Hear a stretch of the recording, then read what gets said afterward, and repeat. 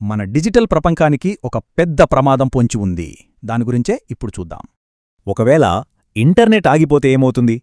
Online payments, communications అన్నీ బంద్. సముద్రంలో ఉండే ఇంటర్నెట్ కేబుల్స్ను టార్గెట్ చేస్తామని ఇరాన్ హెచ్చరించింది. ఈ ముప్పుకి కేంద్రం 2 చోట్లా ఉంది. ఇవి ఆసియా, యూరప్ను కలిపే డిజిటల్ ధారులన్నమాట. ఇక్కడ చూడండి, ఈ జలసంధులు చాలా ఇరుకుగా, లోతు తక్కువగా ఉన్నాయి. అదే అసలు సమస్య. ఆసియా, యూరప్ మధ్య జరిగే 90% డేటా ట్రాఫిక్ ఈ 2 ప్రాంతాల్లోని కేబుల్స్ మీదే ఆధారపడి ఉంది.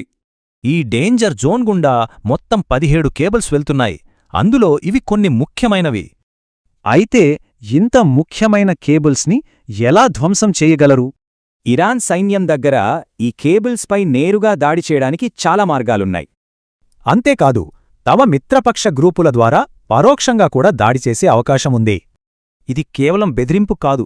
ఈ మధ్యే ఇలాంటి సంఘటన ఒకటి జరిగింది కూడా.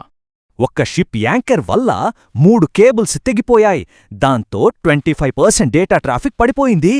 ఒకవేళ పక్కా ప్లాన్తో పెద్ద ఎత్తున దాడి జరిగితే దాని ప్రభావం చాలా తీవ్రంగా ఉంటుంది. ప్రపంచ ఆర్థిక వ్యవస్థకి రోజుకి దాదాపు 10 నుంచి 15 బిలియన్ డాలర్ల నష్టం రావచ్చు. ఫినాన్షియల్ మార్కెట్లు కుప్పకూలిపోతాయి. ఎవ్వరూ ఊహించని షాక్ తగులుతుంది. ఇండియా ఇంటర్నెట్ బ్యాండ్విడ్త్లో 90% వరకు ఈ రెడ్ సీ కేబుల్స్ నుంచే వస్తుంది. అందుకే మన దేశంలో కీలక రంగాలన్నీ ఇప్పుడు పెద్ద రిస్కులో పడ్డాయి. యూపీఐ పేమెంట్స్ నుండి ఐటీ ఎగుమతుల వరకు అన్నీ ఆగిపోతాయి. స్టాక్ మార్కెట్లు కుదేలవుతాయి. సమస్య ఏంటంటే, యుద్ధ వాతావరణం వల్ల రిపేర్ షిప్పులు కూడా అక్కడికి వెళ్లలేని పరిస్థితి. ఇథియోపియా, సొమాలియా లాంటి దేశాలకు పూర్తిగా ఇంటర్నెట్ కట్టయ్యే ప్రమాదం ఉంది.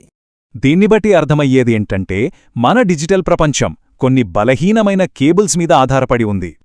మనం కనెక్టెడ్ వరల్డ్లో ఉన్నామనుకుంటున్నాం, కానీ నిజానికి అది చాలా బలహీనంగా ఉందేమో